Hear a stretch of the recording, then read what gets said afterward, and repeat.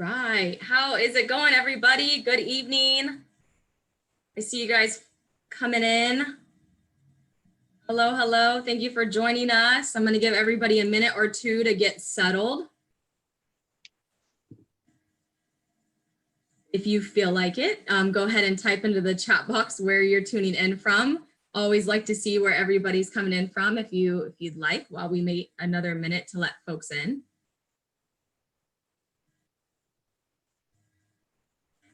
And I see a few things coming in. Paige from Beaverton, thanks for joining us. Judy from Beaverton, Kate from Snowden. Mary from Redland, Elena from Tigard. Hi, everybody. Thanks for joining us. Lori from Hood River, Phil from Hood River, Gwen from Portland. Thanks for joining us tonight. Dolores from Albany, Patricia from Vancouver, Roberta from Washougal. Thank you, everybody, for joining us.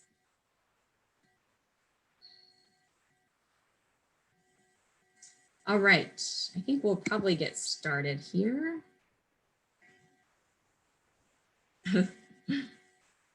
Catherine from Portland, nice to see you guys.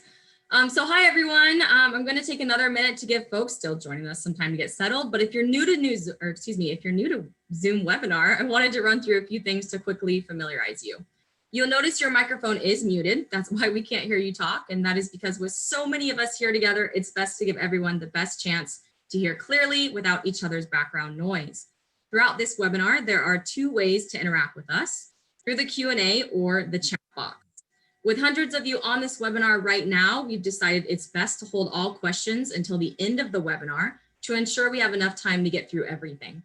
After Michael and Peter's presentations, we'll go straight into Q&A for about 15 minutes. If you have a question for Michael or Peter or anything related to the presentation, please type your question into the Q&A box below in that black toolbar on the bottom of your computer screen. Or if you're using a smart device, such as an iPad, the toolbar might be at the top of your screen. Go ahead and give your mouse a little shake if you don't see it, and it might come up, hopefully. If you have a question for me about Zoom or about Friends, if you'd like to receive emails about how to get involved or stay updated with future webinars, please type your question into the chat box. If you accidentally leave a question for Michael or Peter in the chat box, please know it may be missed because we are watching the Q&A. To ask me a question in the chat box, again, see the chat icon at the bottom of your computer screen, type your question and click enter to send. Please know, unless you send this question directly only to me, everyone on the webinar will be able to see your question.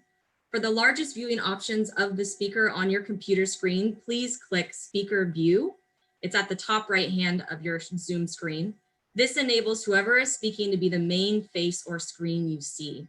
We are recording this webinar and we'll post the video online soon within a few days. Folks who are unable to make it with us tonight. Every one of Friends' webinars are posted on our YouTube channel as well as our website at gorgefriends.org. All right, I think that wraps up most of the Zoom items. Thanks for joining us tonight, you guys. We have a great discussion ahead of us about how the gorge has changed in the past 30 years, what revisions have been made to the management plan, and how they will impact the future of the Columbia River Gorge. My name is Natasha Stone, and I'm your host tonight. I am the Community Engagement Specialist at Friends of the Columbia Gorge.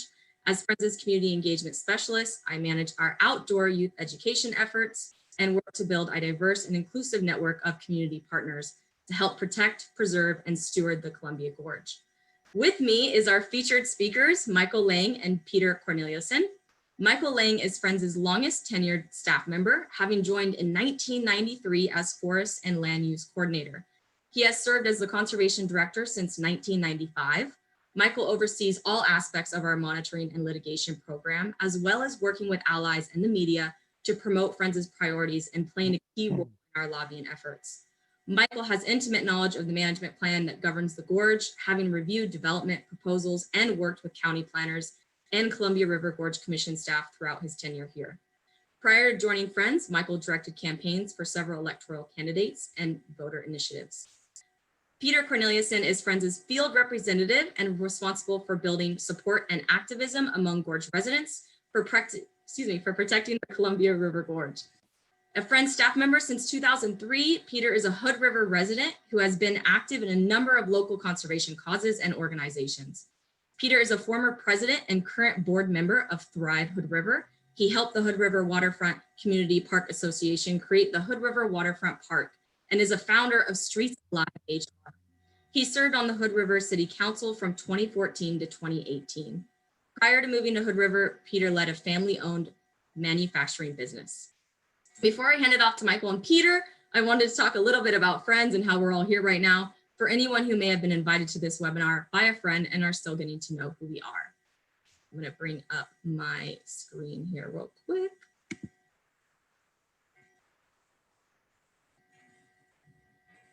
Hopefully everyone can see that. Just go ahead and give me a nod. Great. Friends of the Columbia Gorge is the only conservation group entirely dedicated to protecting, preserving, and stewarding the gorge.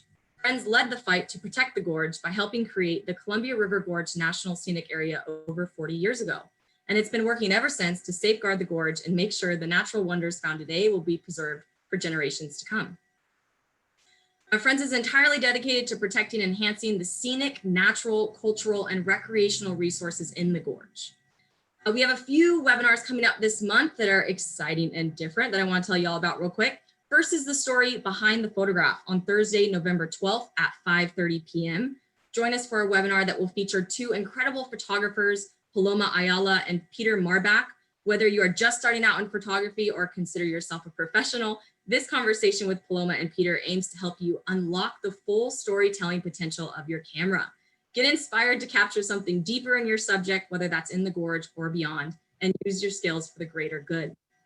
Second is Restoring the Pacific Lamprey in the Columbia River with Lori Porter, John Hess, and Jeremy Fivecrows from the Columbia River Intertribal Fish Commission. Join friends online for a live discussion about the oldest fish that happens to be native in the Pacific Northwest, the Pacific lamprey. With lamprey fossils found dating back more than 500 million years ago, they've survived mass extinctions, but are struggling to overcome habitat destruction, water pollution, and dam passages. Porter, Hess, and Fivecrows will talk to us about their successful restoration project at CRITFIC. You don't want to miss it, Wednesday, November 18th at 5 p.m. With that, I'm going to ask you, Michael, to share your screen after I stop sharing mine. And I'm going to hand it off to Michael, our first featured speaker. All right, thank you, Natasha. I'll share my screen in a minute. I just want to welcome everybody and thank you for joining in and allowing me to attempt to distract you for maybe an hour from the election results and watching CNN or whatever your favorite news outlet is too. I'll try to be more entertaining than that is. How about that? Also, before I start, I want to acknowledge that there are some gorge commissioners and I believe staff that have joined the webinar and are viewing it. Welcome, and I'll take the opportunity now to thank you for all of your hard work. I want to remind people that our gorge commissioners, which I'll describe a little bit more, not personally, I mean the Gorge Commission in a moment, are volunteers. And they have to put in a lot of work and really tackle some tough policy issues that affect a very unique region with a lot of different ecosystems and a lot of different development pressures. So hats off to you all and good job in completing plan review. I am going to share my screen now. If you'll just give me a moment, I have a slide presentation. This will take about 25 minutes. I'm going to give a quick overview of the National Scenic Area Act and plan review. The issues that I present are the priorities of Friends of the Columbia Gorge.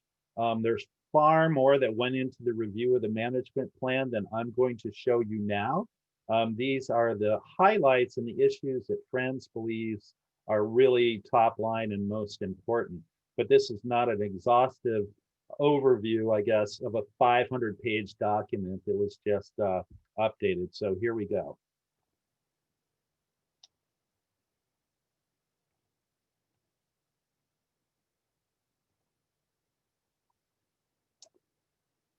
Okay. So the Columbia River Gorge, as many of you know, especially those of you that live there, that it's like no other place on Earth. It's the only sea level passage through the Cascade Mountain Range. And what that does is create incredible biological diversity. There are 5 major ecosystems in the gorge. There are more than 800 species of flowering plants, in excess of 300 species of birds. There are dozens of plants and animals that are rare, threatened, or endangered. And there are 12, for example, 12 species of salmon that are listed in the Endangered Species Act. The gorge also includes the only low elevation populations of, I think you can see my inset of this guy. That's a North American pika. It's the only low elevation populations in the lower 48. So it's a very unique place, and the gorge is protected by a federal law called the Columbia River Gorge National Scenic Area Act. And before I get into that too, I want to acknowledge the original stewards of the gorge. Before most of us and our people were here, the gorge was home to indigenous people for more than 10,000 years. So it's likely the oldest continually occupied place in North America. These lands were ceded to the United States based on the treaties of 1855. And those treaties are still alive today. The tribes retain certain rights to these lands to this day through these treaties, and the United States has a continued obligation to honor those treaty rights. It's very important. So Friends of the Columbia Gorge works to support the tribes in their efforts to defend these treaty rights. Excuse me, we went over Friends' mission a little bit. I'm sorry, there we go. So to summarize, our mission is to protect, preserve, and steward the Columbia River Gorge. And we do this through advocacy, through organizing, through public education, and also through supporting new laws and policies that better protect the Columbia River Gorge and represent the best available science. Friends was founded in 1980. Pictured here is Nancy Russell, and the person that really sort of was the catalyst to Nancy and others to form Friends of the Columbia Gorge and to advocate for gorge protection. It was particularly timely because on your right is a picture, y'all recognize the I-205 bridge that was completed in the late 1970s. And what that did is open up a lot of lands in the Western Gorge to residential, commercial, and potentially industrial development. So it was very urgent for something to be done to protect the gorge. And because it's a bi-state region, we really needed federal legislation to be put into place to protect the Columbia River Gorge as a region. So for 6 years, we worked with our allies to protect the Columbia River Gorge and pass federal legislation. In 1986, we were successful when Congress, led by, in the Senate anyway, by Senator Mark Hatfield, passed the Columbia River Gorge National Scenic Area Act.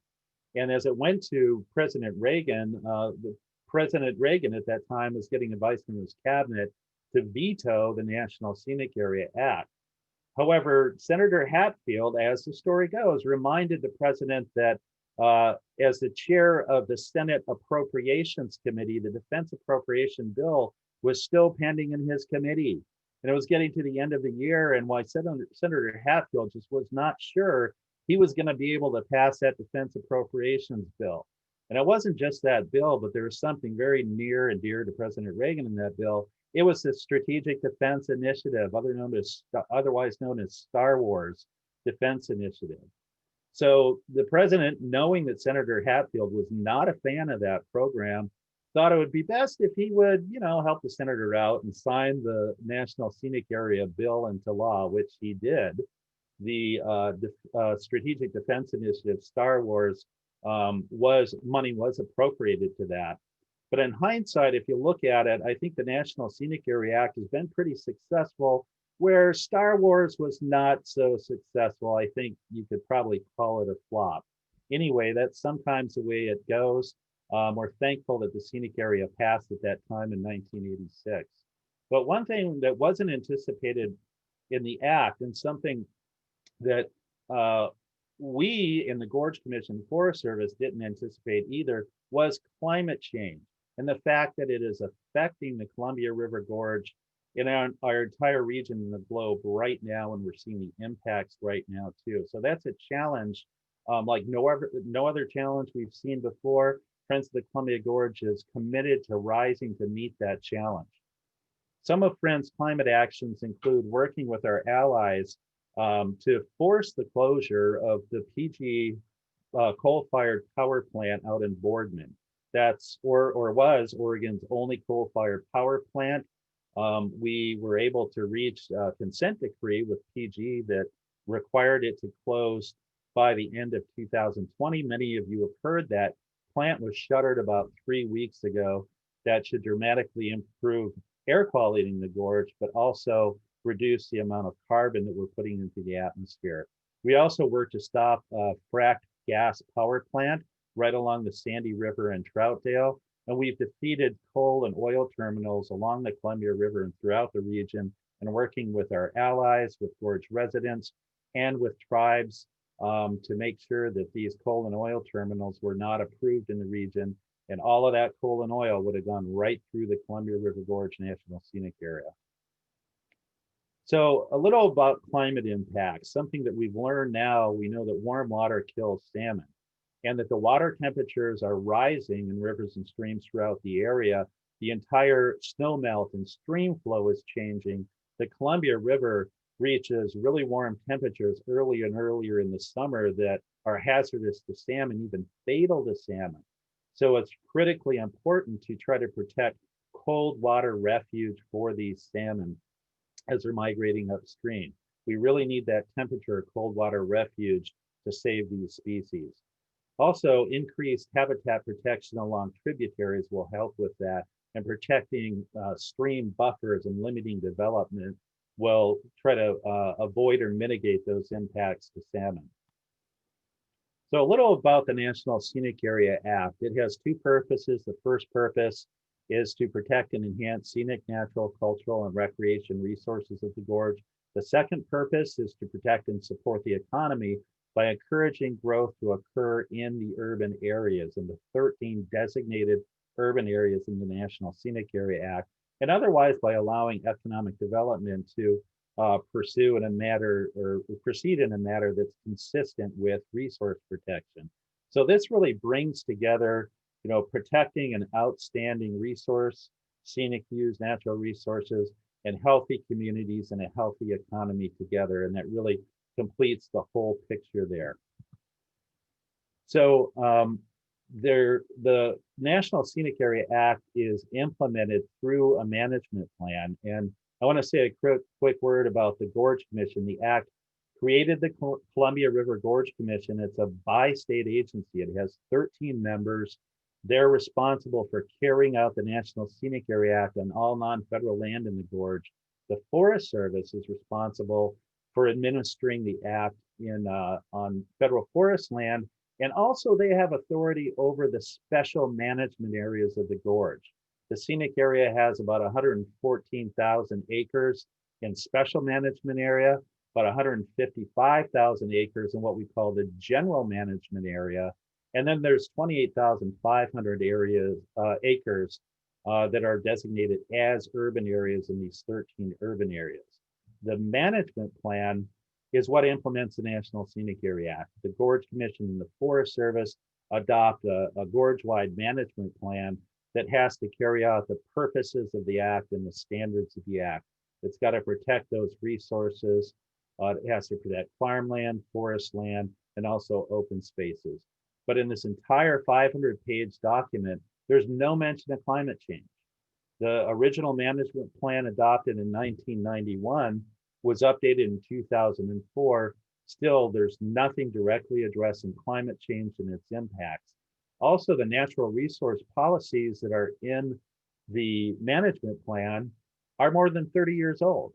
Science has changed. We know that climate change is affecting resources as well. We really needed to update these natural resource policies and protection policies to address climate change. Also, as I mentioned, water quality, salmon, and wildlife are imperiled, and also efforts to expand urban areas have threatened the National Scenic Area in the gorge. So there are a lot of big issues that needed to be addressed in the updates, review, and revision of the management plan, which the commission named Gorge 2020.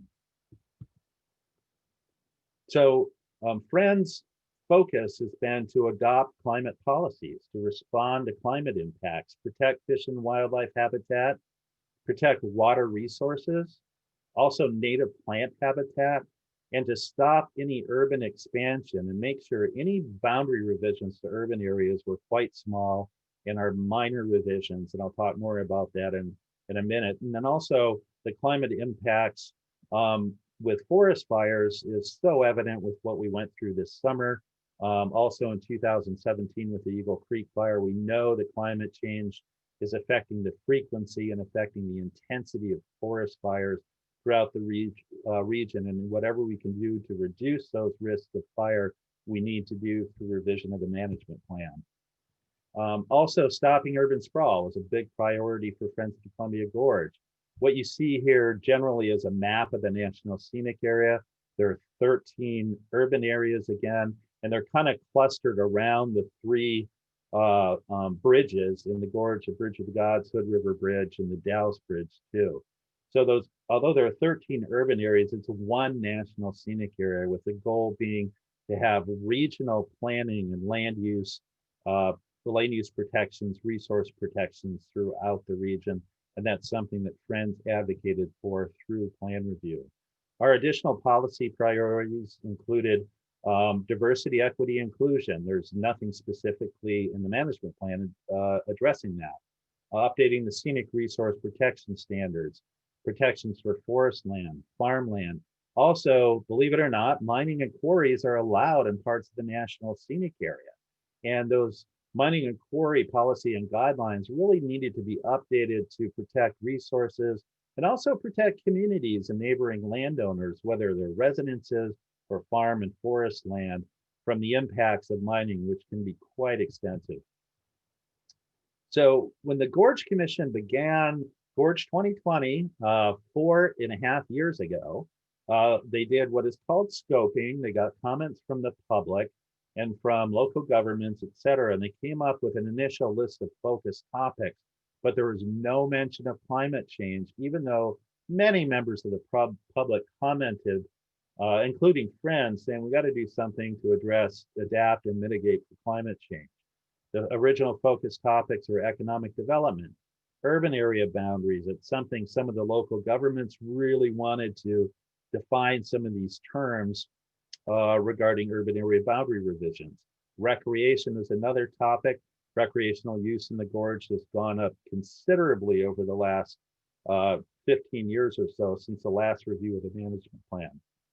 And then also they wanted to take a look at land use issues, specifically expediting review for development, expanding commercial uses in the scenic area, increasing residential development in some cases, allowing short-term rentals in the National Scenic Area, and a number of other types of uses that really are more economic development related than they are resource protection related. So citizens really spoke out. Gorge residents, elected officials in the gorge, tribal leaders, youth activists really stepped up, wrote letters, and came to hearing after hearing. Remember this, I was going to say dragged out. Let's say it's just went over 4.5 years, and really asked the Gorge Commission to take climate change seriously and to take this opportunity to address, adapt, and mitigate for the impacts of climate change. Our members and our allies persistently called for addressing climate change, and the Gorge Commission eventually listened. They did, and they also looked at the science too, and realized, you know what, folks, we do need to address climate change. And it took a while in deciding on how to do that, but ultimately they did, and I'll get more into that in a minute. Oh, and at this time, I do want to turn it over to Peter Cornelison, because as Friends field representative in the Gorge, he worked with a lot of local communities and with the youth to educate and give them the opportunity to express themselves to the commission. So I will unshare now. And Peter, please take it away. All right, thank you, Michael. I'm going to share my screen.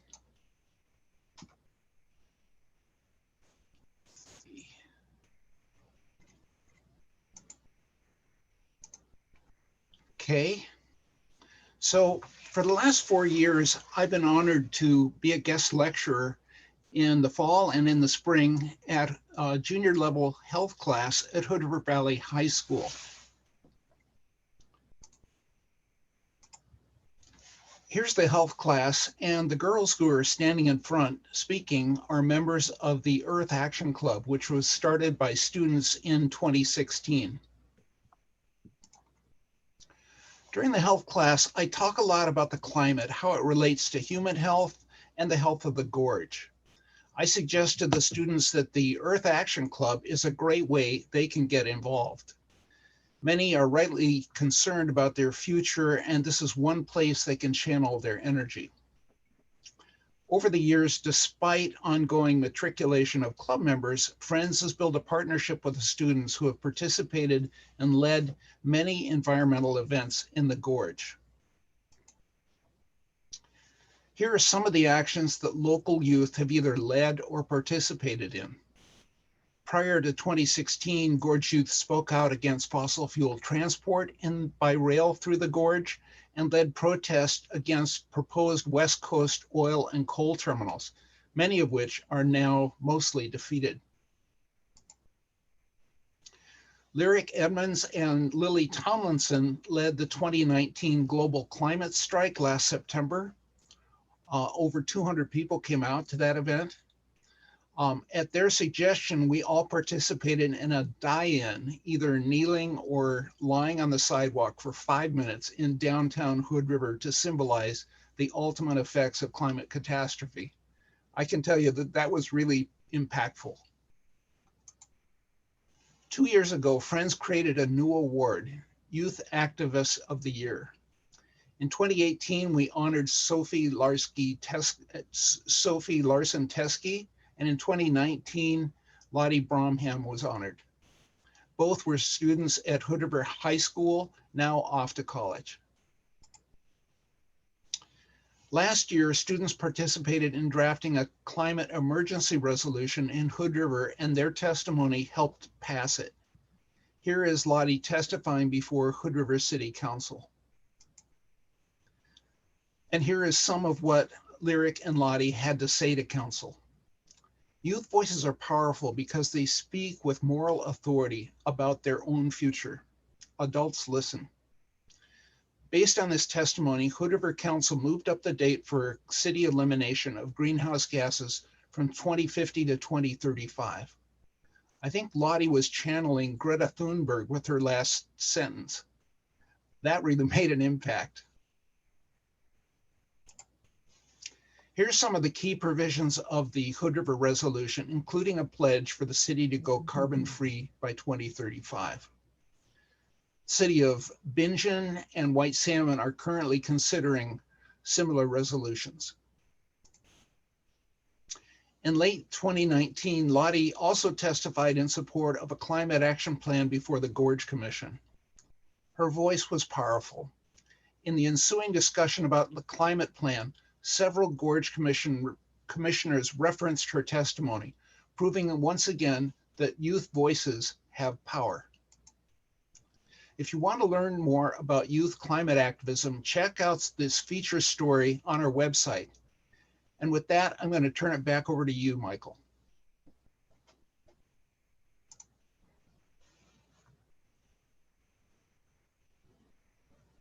Thanks, Peter. Appreciate it. So the commission did, just picking that up, thanks to Peter's work largely, and people from throughout the region, also the tribal input, the commission did respond. They responded both to the science and also the public pressure continually every meeting, reminding them how important addressing climate change was. So the commission did adopt a new climate chapter in the management plan. And that climate chapter requires the development of a climate action plan. Friends really wanted the commission to develop and include and incorporate a climate action plan into the management plan. However, the commission chose instead to put in a chapter requiring the development of a plan that identifies the climate threats to gorge resources and also develops adaptation and mitigation measures to address those, which then will become mandatory policies. Friends also asked for then a 1-year timeline or deadline on developing that climate action plan.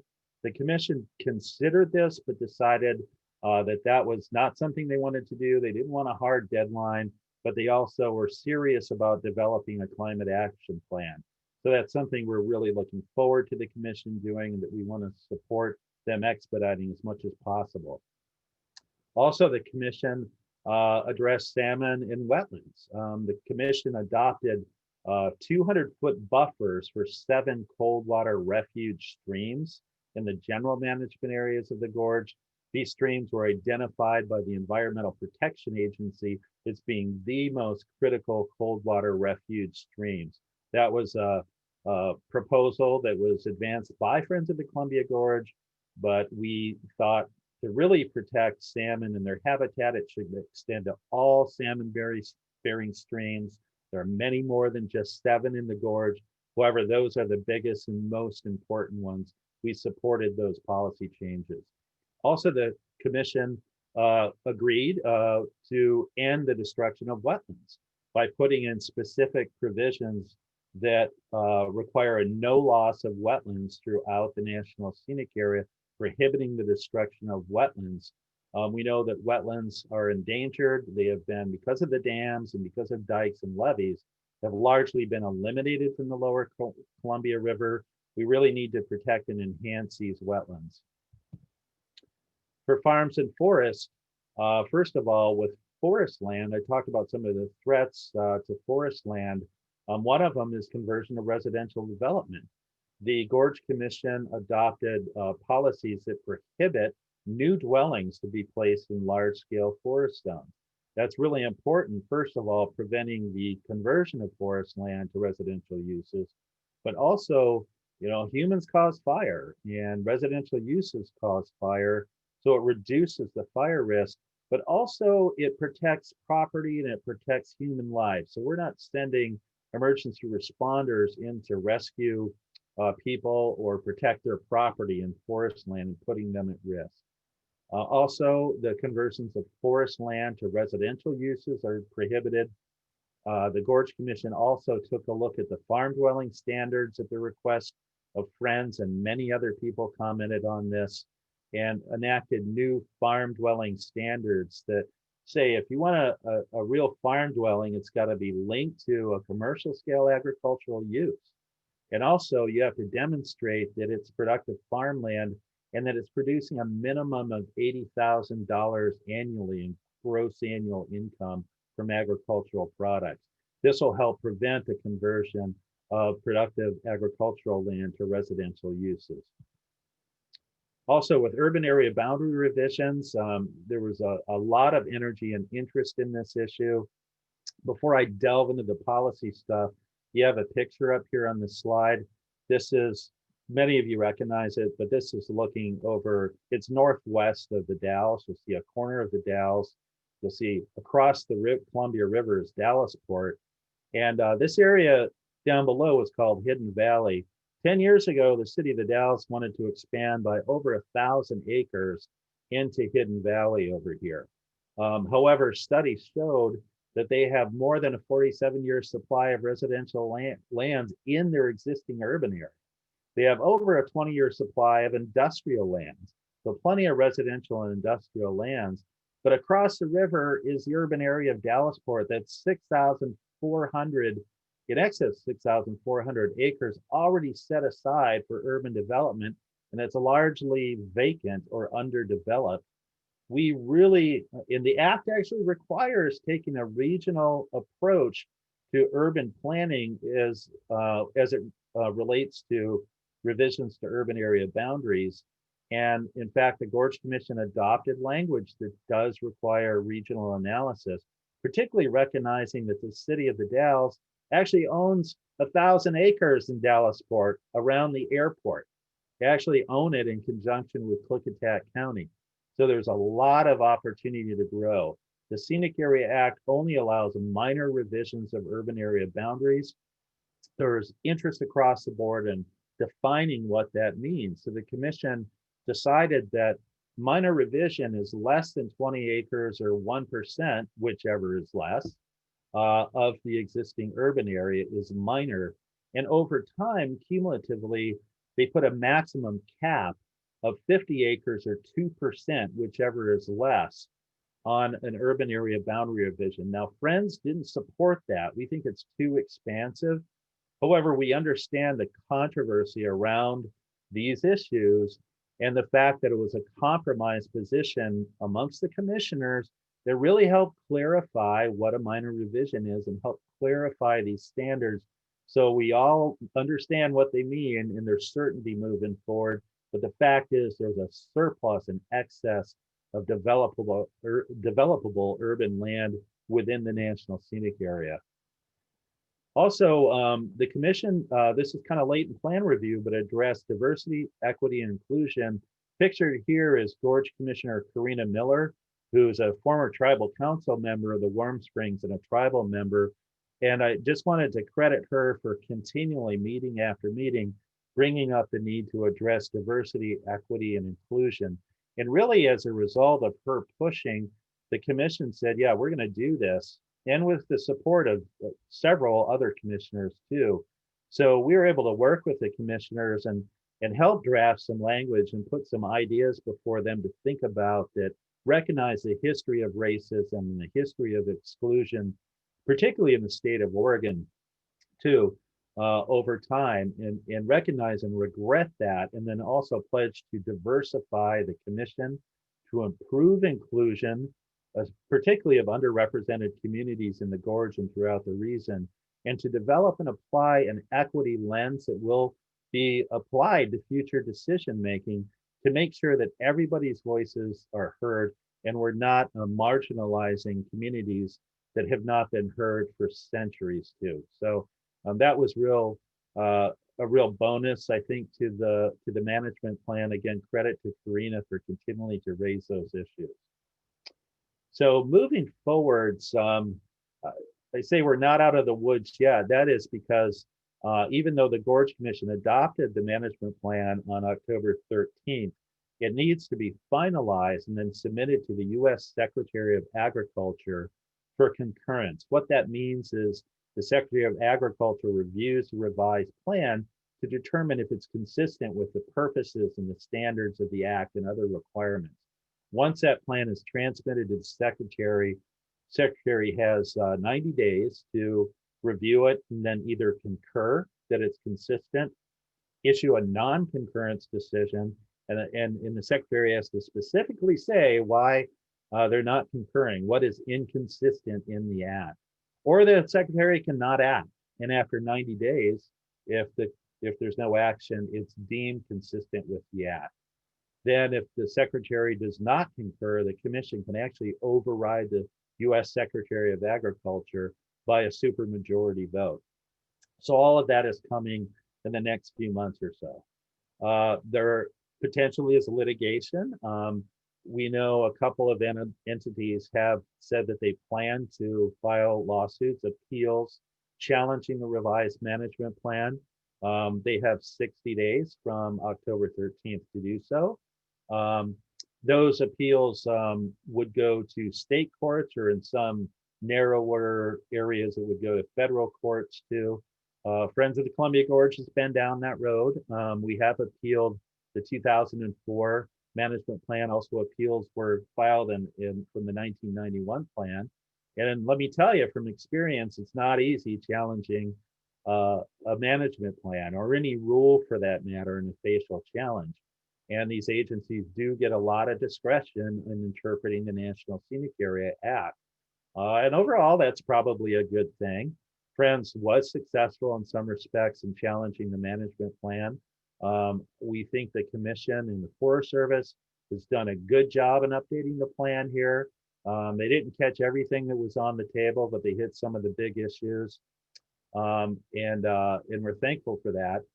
Also, after all of that happens, the ordinances have to be updated. So the Gorge counties that implement National Scenic Area ordinances have to update those ordinances once the Commission transmits the revised plan to the counties. They have 270 days to update their ordinances to reflect the changes in the revised management plan. And then we'll really be looking at the development of the climate action plan And we're hoping the commission, and I'm sure they will, have plenty of opportunities for the public and for gorge communities and for tribes to weigh in on what is in that climate action plan. So those are the next steps. Thank you. Before I stop talking, I've got to make a plug. We want you to be advocates. Please go to our website, gorgefriends.org. You can sign up to join as a member. You can sign up for action alerts and for e-news to stay abreast of important gorge issues, and also get opportunities on how you all can weigh in and talk to the Gorge Commission and Forest Service on specific issues that are coming up. Thanks. I will unshare my screen at this moment and turn it back over to Natasha, and we'd be happy to take any questions you have. Awesome. Thank you, Michael and Peter, for those presentations. Thank you so much for giving us your time today. So we are opening up for, oh, thank you, Sarah. Bravo, you guys, she says. So we are opening up for Q&A. I see a few questions that we got. Remember to send your questions into the Q&A box, not the chat box, or else we might miss it. So let's start off with the first few here. All right. So of course, these can be either for you, Michael, or Peter, just depends on which ones you guys would like to answer. But from Judy, we got a question. Can you offer any specifics of how you support the tribes in their treaty rights? Sure can. For one thing, I guess I'll start with rail expansion. Both the Union Pacific Railroad and also Burlington Northern Santa Fe Railroads have lines going through the gorge. Several years ago, Union Pacific sought to expand their rail line east of Mosier, and that would have affected tribal treaty fishing rights by cutting off access to the Columbia River. It also would have caused numerous other adverse impacts as well. So this proposal came in, and then, as many of us feared, a Union Pacific oil train derailed. Several of the cars burst open with crude oil, and it caught fire and endangered the community of Mosier. So we partnered with the Yakima Nation, Umatilla, and also the Warm Springs tribes to help them defend their treaty rights through our advocacy efforts and organizing, the work Ryan and Peter did, and also with our legal team. We supported the denial of that project, and we, working with tribal allies, were successful. That was appealed to the county commission, Wasco County, which upheld the denial of the project. It was appealed to the Gorge Commission, then the state court, then the federal court, and shoulder to shoulder with the tribes, we defended their treaty rights and prevailed both in federal district court. Then it was appealed to the Ninth Circuit Court of Appeals, where continue to be in negotiations and settling that. So that's just one example. More recently, we have supported the Warm Springs tribe in helping to raise funds to address their water crisis through the MRG Foundation, and helping to raise money to address that. I mean, it's kind of a Band-Aid approach, but communities and households are without water that they can drink or wash their clothes, etc. It's an incredible crisis. And tribal leaders have pointed out, if in their estimation, if this was any other community in the state of Oregon, people would be dropping everything to make sure that they had clean water in their houses. What is going on? Why aren't we having that response on Warm Springs? Friends of the Columbia Gorge and many of our allied groups, and I'll give a shout out to the Columbia River Keeper that joined us in this, are promoting and helping raise funds for that. It's called the Shush Fund, the MRG Foundation. We also work to protect cultural resources in the gorge by making sure that cultural resource protection policies and guidelines are actually enforced. And we've worked hand in hand with the tribes too, and trying to clean up air quality in the gorge to stop acid rain and fog from affecting ecosystems in the eastern and central gorge. Obviously, I could go on that one, but those are a few examples. Good question. Thank you. Thank you. Can I just jump into the next one? An anonymous person said, are you supporting the removal of the lower Snake River dams to help salmon and water temperatures? We have not taken a position on that. We're a pretty our mission is confined in scope to the Columbia River Gorge area. That's pretty far from the gorge. We instead have focused on dam removal within the Columbia River Gorge area, like Condit Dam on the White Salmon River that was removed back in 2010, that opened up more than 30 miles of spawning habitat for steelhead and salmon too. And that is one of the important cold water refuge streams that is now going to be protected under the revised management plan. I think I counted all the dams in the gorge area that have been removed, and 7 dams have been removed from the Sandy River all the way out to the Wind River and the White Salmon River too. And that helps habitat, both spawning and rearing habitat, and also cold water refuge in those tributaries. The next question, Dallasport is not in Oregon. What problems does this present for the Dalles? Dallasport is within a half a mile of the city of the Dalles. Both are urban areas, and the city of the Dalles owns over 1,000 acres around the airport, and it's been working. It has a series of memoranda of understanding with Klickitat County that manages Dallasport. They have on their own land that they lease out, they just built a business park, and they're planning the second phase of that business park that'll bring jobs and economic development to the region. So in that way, it certainly helps the city of the Dalles, providing those employment opportunities. But let's remember, the city of the Dalles has more than enough land based on its own studies for up to 47 years of residential development. And it's probably more than that with some recent changes in state law. And then also an ample supply of industrial lands.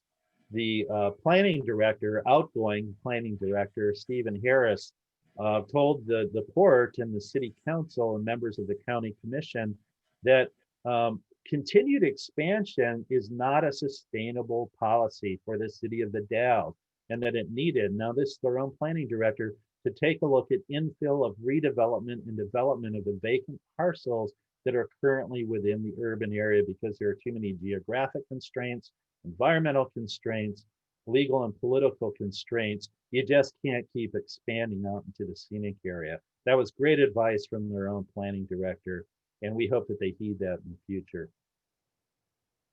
Question is, what is a supermajority of the commission? At least 8 out of 12 commissioners is considered a supermajority in this case.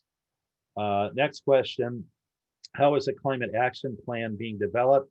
Is there a public process? I think yes. That's yet to be determined. That will be determined by the Gorge Commission and the Forest Service regarding what kind of public process it is. I'll just speak normally. What they do is they'll scope it out. This is what we would recommend. Talk to the scientists, talk to community leaders, Gorge residents, people throughout the region on what are the stressors on the Gorge and its natural resources, its communities, scenic resources. Already some work has been done in this area. Once they scope it out, they can prioritize what needs to be addressed first in the climate action plan and go down from there. And really, through scoping, talking to the public, they can develop a draft climate action plan. And this is what we would propose anyway, and pretty much what they've done in the past, and then get more public input to refine that, finalize the plan. But what this needs to do is lead to policy recommendations to actually address, to adapt and mitigate for climate change. And that needs to be incorporated back into the management plan, enforceable policies and guidelines. So generally, that would be our recommendation.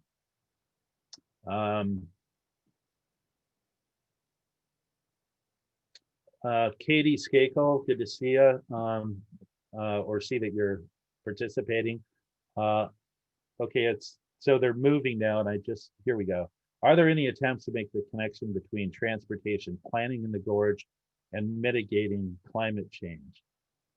Yes, there actually are. And in some respects, this will be addressed in the climate action plan, but also what we believe is there could be some legislation that would really help the Commission, Forest Service, and also the Departments of Transportation and other state agencies, giving them the authority and the funding to really do a comprehensive transportation plan for the Columbia River Gorge that reduces vehicle emissions, really provides public transportation options for people to really address that aspect of climate change caused by mobile sources of air pollution.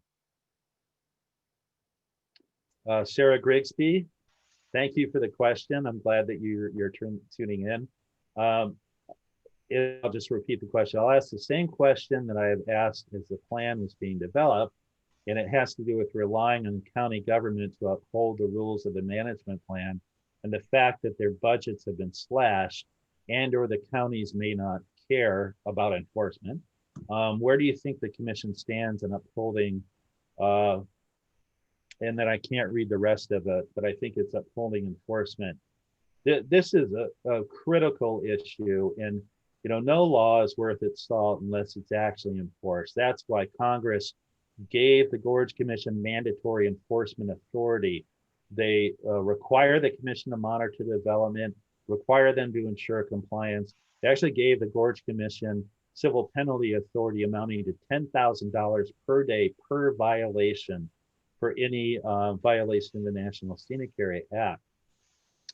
The Gorge Commission has not stepped up to the plate and carried out its enforcement duties. This has been a major issue where, for example, with a quarry in Clark County within the scenic area was operating illegally, and the commission staff failed to take action on it. Now, this is mandatory.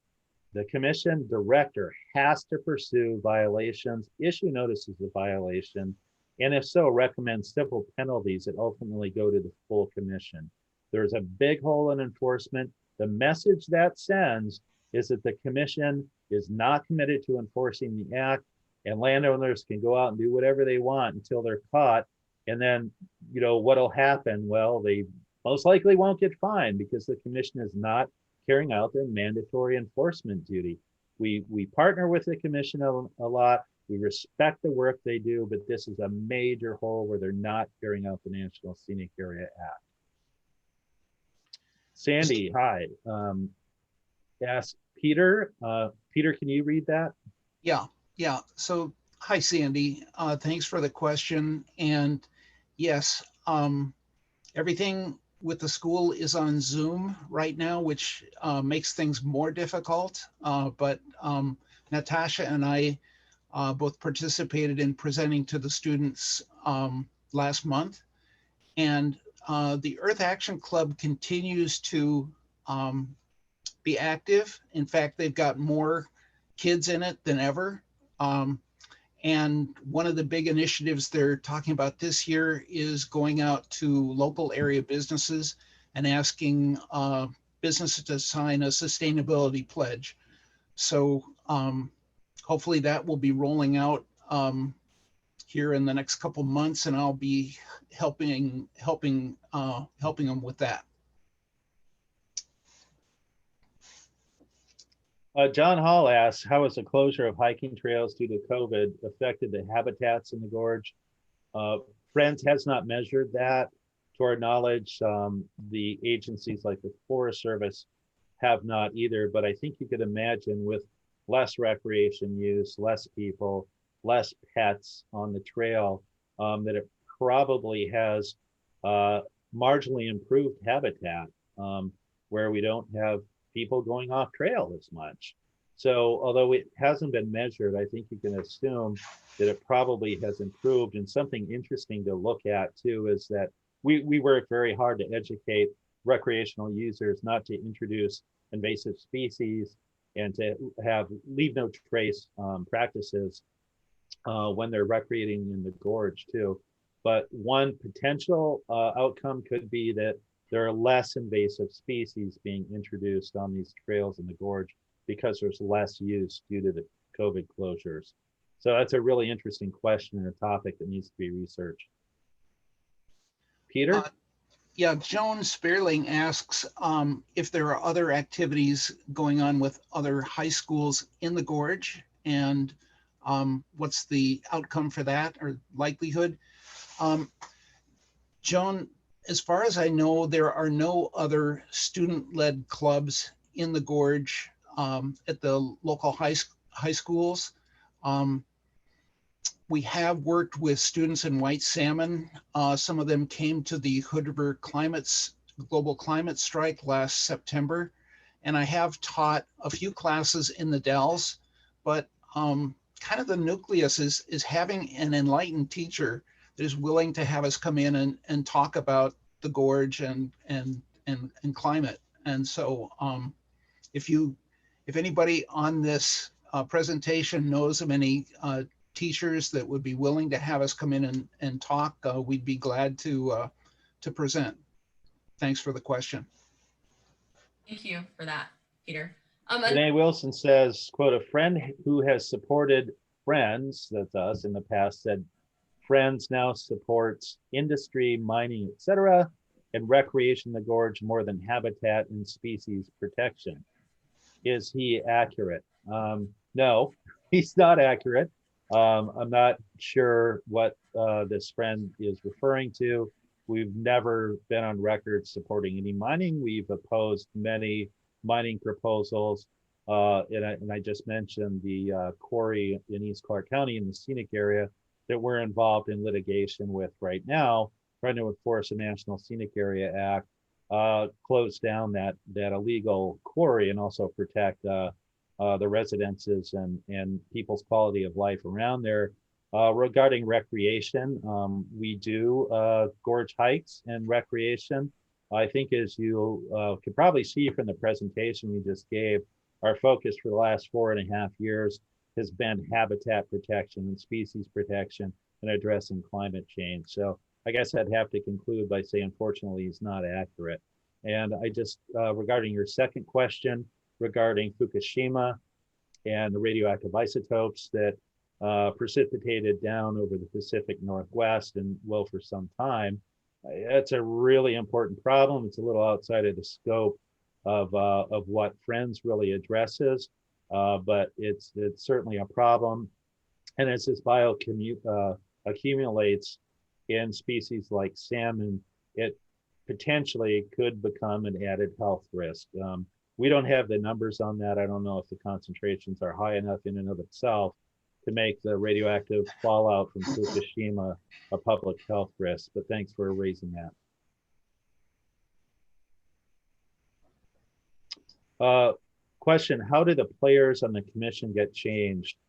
So there are 12 appointed members of the commission.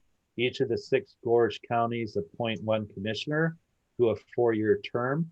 No term limits there. The governors of Oregon and Washington each get to appoint 3 members of the Gorge Commission. They are term limited. They get 2 4-year terms. Oregon has a practice reserving one of those 3 for a representative of a tribal nation, and it has been either the Umatilla tribe or the Warm Springs tribe because their ceded lands are included in the National Scenic Area, and they're specifically even called out in the National Scenic Area Act in the federal law. Peter? I see a question from Suzanne Bader. She asks, are gorge communities in Oregon and Washington very far apart politically? What, if any, activities are Friends doing to bring them together, and have we been successful?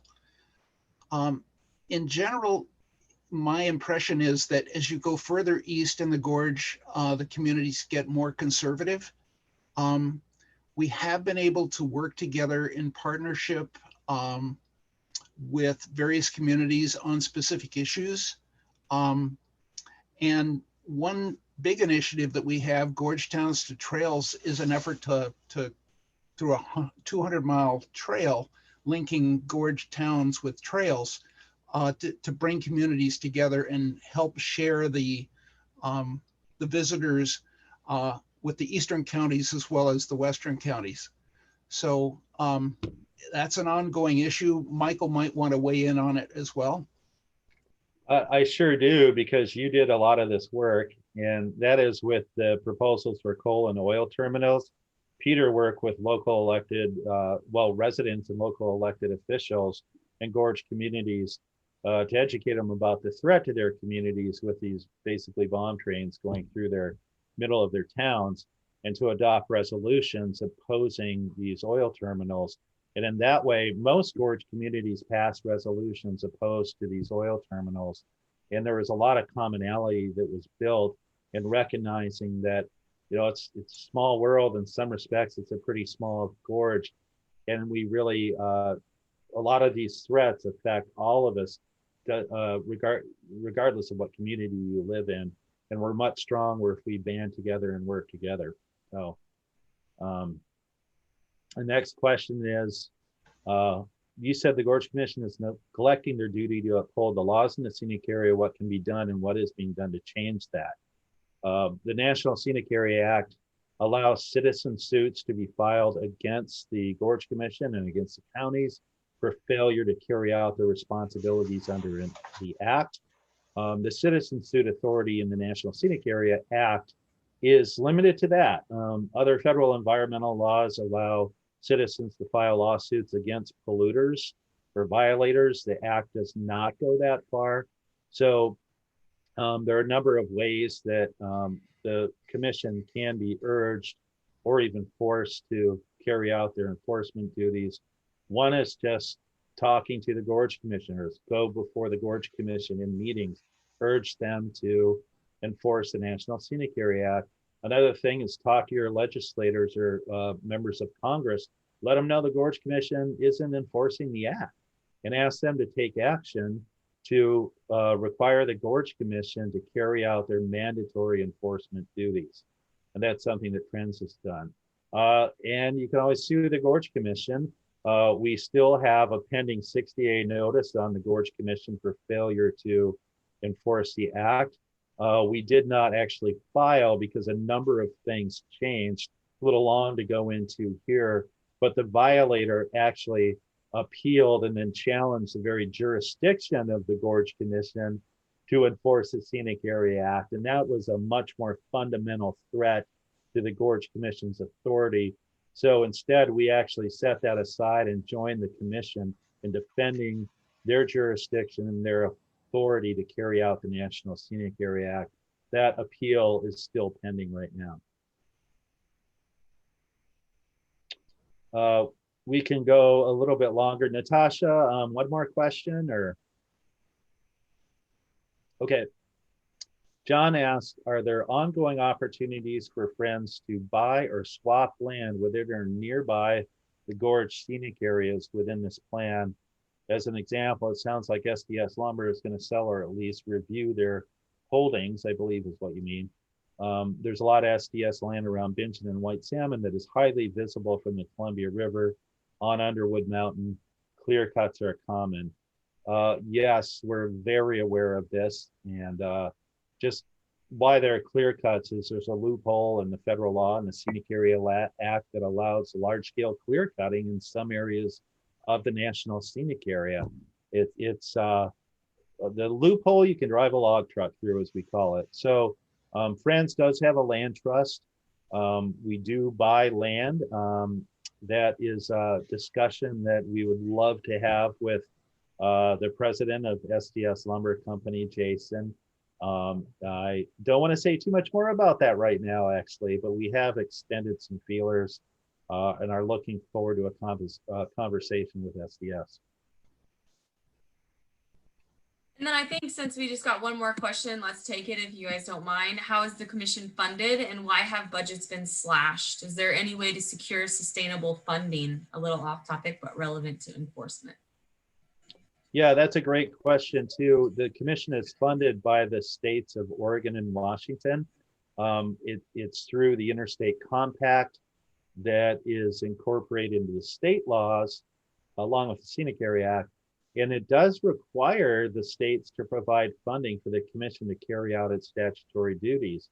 However, the states have traditionally underfunded the Gorge Commission, and also something that really drives down the funding is that the states have to fund equally. And if one state legislature appropriates a lesser amount of money, the other state can't exceed that. It has to come down to that level. So as a result, the commission really just has a fraction of the funding it needs. Having said that, it has enough funding to carry out some of its enforcement responsibilities. It's not an excuse. And even the legislatures in the last session appropriated money for the Gorge Commission to enforce the Scenic Area Act. And it's been very frustrating that that funding hasn't been used for that specific purpose. So the legislatures understand this problem. They need to provide funding, but the commission needs to use that funding to carry out its core statutory responsibilities, including enforcement. I hope that answered the question. All right. We're out of time, everybody. I believe we did get through all the questions, though. Thank you so much for answering the questions, Michael and Peter, and thank you for sending in the questions to us, everybody. Thanks for joining us. Take care of yourselves this week and have a good night. Thanks, everyone. Thank you.